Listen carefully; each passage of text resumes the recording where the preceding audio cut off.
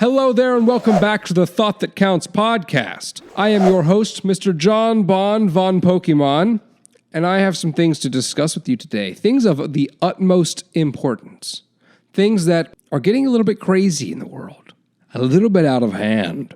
And some of these things, if we don't talk about them now, if we don't get them out of the way, if we don't debate this in a civil manner, then these things are going to get far, far worse. And we don't want to see them get worse. Lives are at stake. Humanity is in peril. Nations are being divided. Wars are being waged. And I know that might be confusing to you because I'm not talking about Russia and Ukraine. I'm talking about a TV show called Euphoria. If you are not aware, Euphoria is a hit new series that has been on the markets and being talked about a lot recently. Now, I like Euphoria just as much as the next guy, but I have some things that need to be addressed because our culture as a whole can be represented very well by the problems that I see in this TV show. So we need to discuss it. You see, if you're not aware, the show Euphoria is a documentary-style series following the survivors of the Parkland shooting. And these kids are, they're still in high school. And I know you're thinking, well, I mean, wasn't Parkland like years ago? Yes, it was years ago. These kids are still in high school. They've been held back a couple of times, unfortunately. It's something that happens, when you have trauma in your life and you have, mental repercussions. You might not be able to pass 11th grade. So it's a tragedy. Even today, these kids are being affected. So in the documentary, these kids are living pretty spontaneously. They're doing things that I would have never dreamed of when I was in high school. And of course, I'm joking. I mean, of course, it's not actually a documentary about the Parkland shooting survivors. It's about high schoolers. I don't think that they survived a school shooting, but it is about high schoolers. And the star of the show, let me look it up real quick.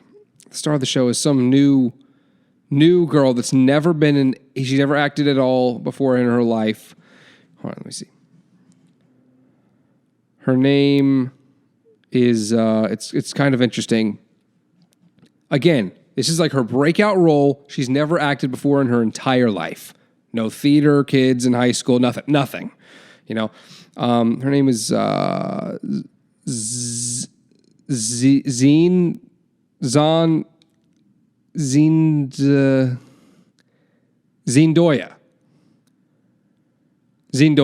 So this actress, Zendoya, is the star of this new show, Euphoria. And let me tell you something about Euphoria. If you haven't watched it, I'm not going to give out any crazy spoilers, but I will talk to you a little bit about what happens in the show.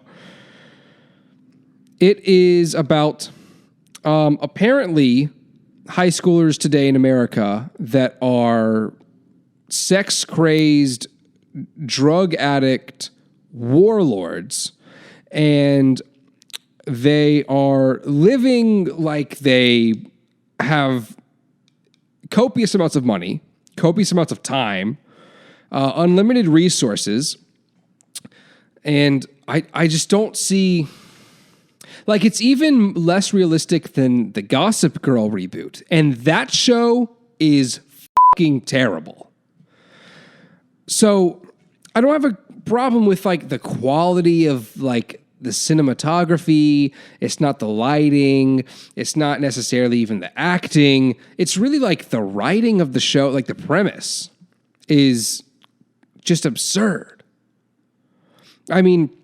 These high school kids, they're supposed to be 16. They can barely drive.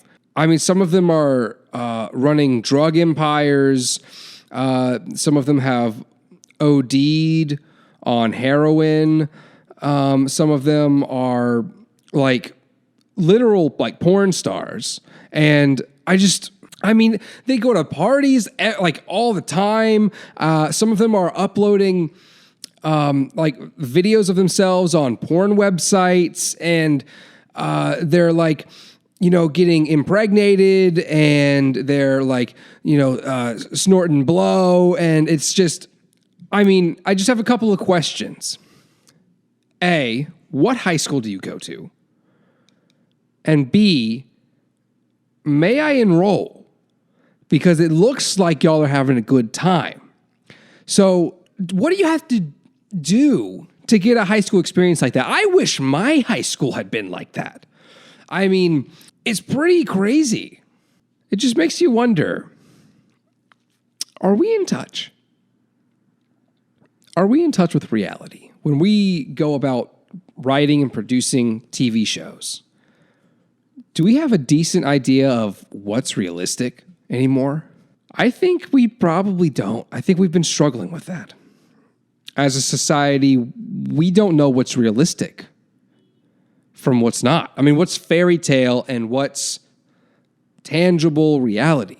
But like I said, they did just survive a high school shooting. So if I had just survived, a mass shooting, I'd probably be twerking my coked out pregnant ass all over my ex-boyfriend while his new girlfriend is plotting to kill me with a razor blade in the bathroom. And you know what I mean? Like, I kind of get it. Seeing as how they've gone through such trauma. But other than that, that's the only thing that's maybe somewhat believable about the show.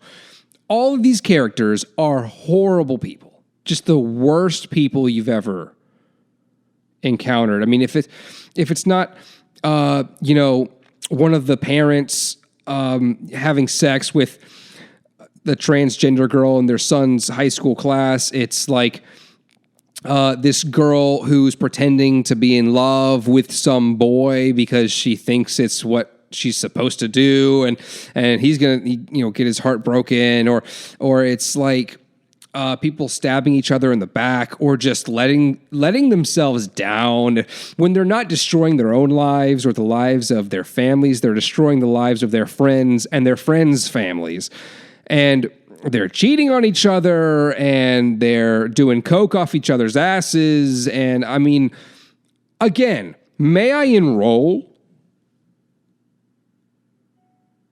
Seriously, why wasn't my high school experience like this? I went to a Christian school. Everyone was quiet and reserved, and there were some people that partied. There were some people that drank. There were some people that got into some, light drugs like weed, but nothing this fun. Nothing like this. Woo! But like I said, all the characters are terrible. There's only one or two characters that are even mildly respectable at all, and they're both drug dealers. So that should tell you a little bit about the level of empathy that you are capable of attaining for the rest of the characters in the show. It's not good. It's not a high level of empathy. It's pretty bad. These characters hate one another. They must really hate each other. They say they love each other, but they clearly have disdain for each and every one of their friends and family members. And there's not a single dog in the show. Why is there not a dog in the show? I have not seen a pet one time in this show. Completely unrealistic. Obscenely unrealistic, I dare say. One of the two respectable characters in the show is a 9-year-old with face tattoos who has built a drug empire. And he is a criminal. He has murdered people. And he is by far the most redeemable character in the entire series. And I'm not exaggerating. This 9-year-old is really living his life. This man is loyal, respectable, and has infinitely more character than almost every other character in this show. He knows how to live. I mean, this man is clearly a man of God and clearly someone that you should look up to. I wish I were like him when I was 9 years old. This 9-year-old has it figured out. I mean, he's got it figured out better than I do. He's built himself a business. He's an entrepreneur. You know, he's on the ball. He's got diligence. He's got the respect of his peers. He knows how to live. I wish that I had his intelligence when I was 9 years old. I wish I were, running a tattoo business as a side hustle when I was in elementary school. I mean, that was some wasted years. What was I doing? Playing with sticks in the backyard? Who does that? What kind of a 9-year-old isn't running a drug business? What a waste of my time. So yes, favorite character, 9-year-old drug dealer, murderer, criminal. Best character on the show and the most reputable. What else is going on that has pointed to some unrealistic life, some unrealistic existence? Well, there's another show that's gotten pretty big recently. It's called Love is Blind. Let me explain the premise of this show to you. Love is Blind is about people who are trying to date one another, but instead of what you would normally have where you get a group of people and they kind of date each other and kind of like jump around from one to another, like Love Island, or, one dude with a group of women and kind of like dating each one of them one by one, like The Bachelor. It's closer to Love Island in the dynamics of what the people are able to do and how they're able to interact with each other in members of the group interacting with other members of the group. But they can't see each other until after they propose marriage. They talk to each other through walls. There's like a microphone in each room. They're what's called pods. One person's in one little pod, and they've got a microphone somewhere, and they speak to the person in the connected pod, and they're separated by a wall. You can't see the person, but you can hear them, and you can talk to them and have a whole conversation with them while they're sitting in the connected pod. So the point is to get to know that person, get to know the people well enough that you feel comfortable with their personality, because it's about not being superficial. The whole point of the show is to not be superficial. So that's good, right? It's good. It's a good idea, right? Right? Well, you'll have to watch it to find out. But I can tell you this. Some people walk in there, and the first thing they start doing, and this is only really guys, by the way. There's one dude in particular. As soon as he gets in there, in every conversation he has with a woman, he tries to kind of like snake the conversation around to ultimately try to find out like what size clothing they wear. So in some cases, he outright asks, like, "What size do you wear?" I kind of I like to buy clothes for girls as gifts. Like, what size do you wear? And he's clearly just trying to figure out what they look like to be superficial. In the middle of the show, where the main goal is to not be superficial, he's committing the one and only crime.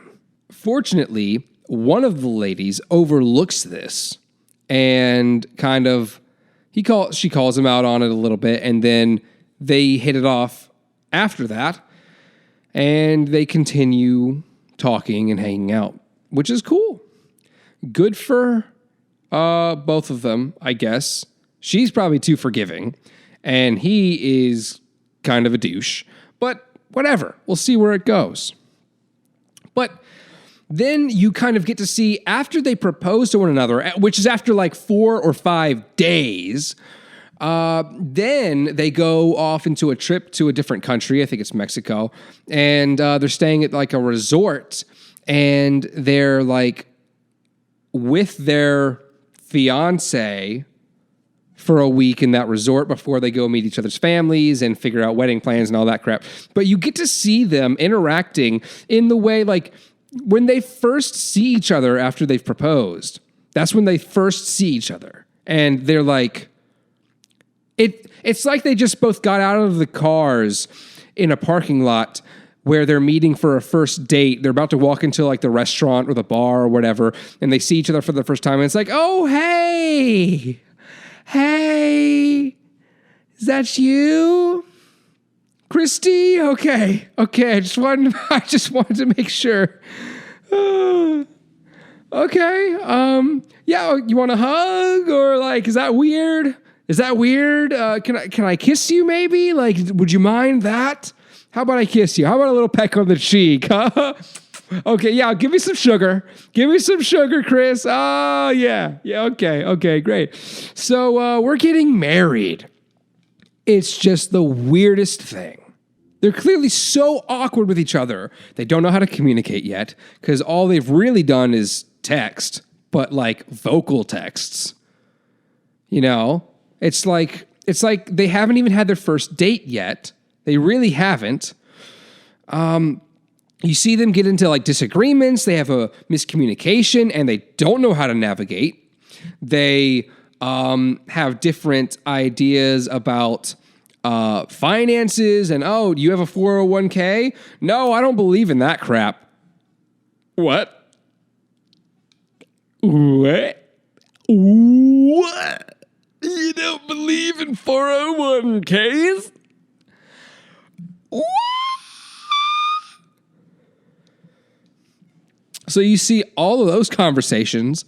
It's good stuff. But the writers of the show are diabolical demons. Whoever came up with this idea is in the business of destroying lives. It's plain and simple.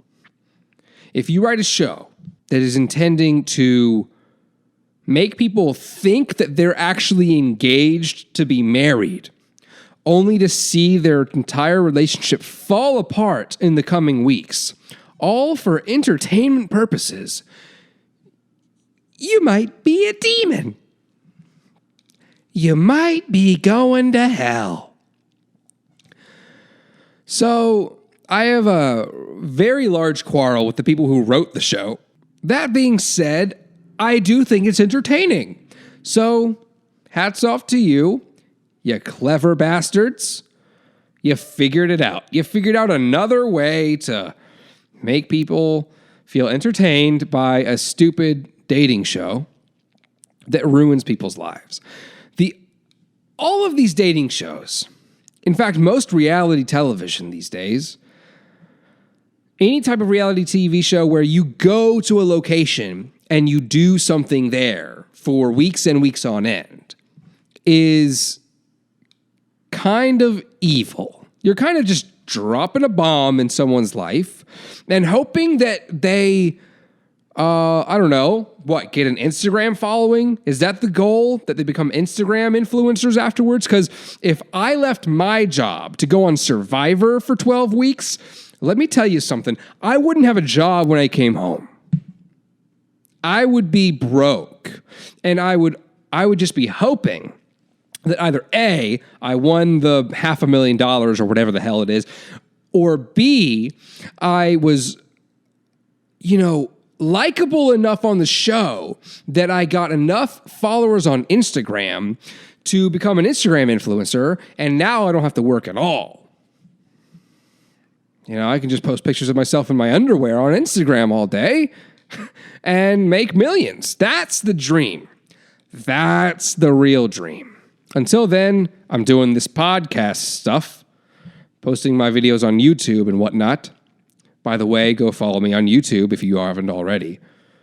And follow my podcast on Apple Podcasts, Spotify, Google Podcasts, Breaker, Good Pods. Oh, and Amazon Music. Can't forget Amazon Music. That's the big one. That's my moneymaker. Amazon Music, ladies and gentlemen. What else is unrealistic about our lives? About our existence? About our society? Well, I'll tell you one thing. Employment. Our employers have horrifyingly unrealistic expectations. What do I mean by this? What kind of expectations am I talking about? Well, let's walk through an employer explaining what they expect of their employee. I'll be the employer, and I'll be the employee. Hi, I was wondering if I could have a job. Do you have a job that I could have? I went to college and I graduated and everything. I got some good grades. I got my resume right here if you want it. Yeah. Well, yes, we do have some job openings, Mr. Von Pokemon. My name is Mr. Williamson, and I do have an opening that you might be able to fill if Mr. Von Pokemon, you have the correct attitude and the right drive. I need you to be a go-getter. I need you to be willing to show up early and stay late. And I also will be looking for you to do as much as you can for this company. Be a real company man there, Mr. Pokemon. Yeah, I need you to be selfless and to be a leader. I'm looking for someone who can pay incredible attention to the details while also having the right mindset to keep an eye on the big picture. And if you could, kind of go out of your way to throw your name in the hat whenever extra things need to be done, that would really be good for your career future. And it would make it a lot easier for me to, give you raises and promotions and things like that. You know what I mean? So, basically, the mindset we're looking for is do as much as you can for the company and ask for nothing in return, no additional compensation. I'm going to need you to stay late and show up early and never log any overtime on your timesheets. I'm going to need you to dress professionally. Dress professionally? Like what? Like you mean like a dress shirt and some dress pants and a dress belt and some dress shoes with some dress socks? Is that going to be good for you? Well, those are okay, but I'm really going to need you to wear a suit and tie every single day. If you're not wearing a necktie, I'm going to have a conversation with you about it. And another thing, Mr. Von Pokemon, may I call you Vaughn? Sure. Yes, Mr. Vaughn. One last thing.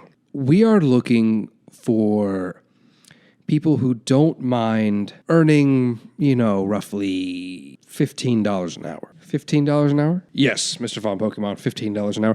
Well, the cost of living in this city is actually really, really high. I mean, I'm currently making like $16 an hour at the job that I've been working at for the past, 6 to 9 months or so, and it's like really, really hard. Like I can't put any money in savings. I run out of groceries every week, and I struggle to afford more. And I've been having to get my parents to help me out, pay rent and everything. Thank God that they can afford to help me when I need help, because it's brutal out there. I can't really afford anything. And well, Mr. Von Pokemon, these are competitive wages that we're offering here. So there's no flexibility on that front. But may I ask, why is it that you're trying to leave your current job? Yeah, my current job, it's really stressful, and I'm kind of dealing with things in my job that are they're not really like healthy for my mental state, and I have anxiety, and when things kind of add up and all of that kind of stuff, I get really stressed out, and I have a history of battling depression. Well, Von Pokemon, I didn't really ask for any of that crap. I'm basically just asking if you are willing to put your body, mind, and soul at sacrifice for this company and ask for nothing in return. No,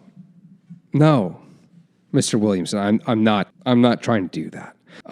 In fact, I might just head out. I don't know if this is the position for me. Well, not with that attitude, you're right. It's not the one for you. So how about you get the hell out of my business? How about you get the hell out of my building? Get the hell out of my state, son. You don't deserve to work for me. So that's basically what is going on in the business world right now. People are quite literally threatening anyone who is unwilling to accept their positions. And of course, these positions aren't offering enough. I mean, your sick days are combined with your PTO days. Like, what the hell is that about? My sick days shouldn't be included in the PTO. I mean, are you kidding me? And some parts of that were kind of serious. Parts of that were real. Mr. Williamson is in fact my actual boss. And, he came in the other day and he told me, John Bond, Vonnie Pokes over there. Hey, listen, I noticed that you've been leaving work around 1:30 the past few days, and I just have to say that's kind of not really company policy. Oh, well, Mr. Williamson, I should have told you. I had some things going on, so I had to leave. I've got other things going on. Well, we kind of need you to communicate a little better on that front. If you have to leave early, you need to give us a heads up. And hoping that I'm clear on that. Oh, yeah, you're clear. That's fine. Mr. Williamson, I will say, though, we work like all day long, don't we? What the hell are you talking about, Pokemon? I'm talking about the 40-hour work week. You know what I mean? Like, they say it's 40 hours, but it's really not. It's really not 40 hours, is it? Pokemon, it is a 40-hour work week because you work 8 hours a day, 5 days a week. 5 times 8 is 40. You got it? No, but Mr. Williamson, we have an hour-long lunch break in the middle of the day. But that's your time, Pokemon. It's really not my time, sir, because I have to be here all day, don't I? I wake up first thing in the morning. I drive my ass across town to this godforsaken building, and I sit here all day long from 8:30 to 5 p.m. I mean, that's all day. That's my entire day. But you're only working for 8 hours, son. And if you keep complaining about it, we're going to have trouble. Mr. Williamson, do you have a family? Yeah, I got a family. I got a wife. I got a couple of kids. Oh, that's good. You live nearby? Yeah, I live nearby. Why are you asking? No reason, sir. No reason. I'm just... How old are your kids? How old are your kids, Mr. Williamson? Well, I got one in high school, and I got one in college. One in high school and college? That's lovely. That's lovely. I mean, I bet it's bittersweet to have that youngin' about to go off to college, just like your firstborn. Yeah, well, it's tough being a parent sometimes. Pokemon, I love those kids, and I love having them around, but it's kind of nice to be moving into that next phase of life, I know exactly what you mean, Mr. Williamson. I know exactly what you mean. So, you know what, Mr. Williamson, let me tell you what. Today, I want you to walk, I want you to turn around. When we're done with this conversation, you're going to walk out that door. You're going to get in your car. You're going to drive home. You're going to go walk up to your wife. You're going to give her a kiss that she'll never forget. You're going to look her in the eye, and you're going to say, sweetie, I spoke to a man today. I spoke to an extraordinary man. And you know what he told me? What, honey? What did he tell you? This man told me that if I want to make the most of my life, I'm going to have to let go. He told me I have to let go of the details. Let go of whether or not someone's 20 minutes late or leaves 4 hours early every day. I'm going to have to let go of whether or not they're dressed in a suit or whether they're wearing flip-flops and sweatpants. I'm going to have to let go of whether or not my sandwich that I got from Jimmy John's had mayonnaise on it like I asked for it, or if they forgot it again, those goddamn bastards. Or I'm going to have to let go of everything that's holding me back in life. I'm going to have to let go of my funds, my capitalist mindset. I'm going to have to let go of it all, baby. Honey, what does this mean, though? What does this mean for our family? What are you saying? Honey, listen, I got rid of all my money. What, baby? What do you mean you got rid of all your money? Sweetie, don't you hear me? I invested it. Like in stocks and stuff? No, not stocks. I invested it in something better. I invested it in the metaverse, baby. We are 9 houses down from Elon Musk. Can you believe that? Can you believe it, baby? What's the metaverse? It's some fake bullshit. Don't worry about, honey, don't you understand? Don't you see what I'm saying to you? I'm telling you, we've got it all now. We're going to go to Pilates. We're going to go to yoga. We're going to go on hikes every day. We're going to start microdosing on psilocybin mushrooms, and we are going to live, baby. We're going to live. We're going to live life like we've never lived it before. And you know why? Why, baby? Why are you doing this? I'm doing this for our family, honey bun. I'm doing it for us. I'm doing it for you. I'm doing it for the kids. I'm doing it for my Aunt Kathy. And I'm doing it for our dog, Mr. Snigglebutts.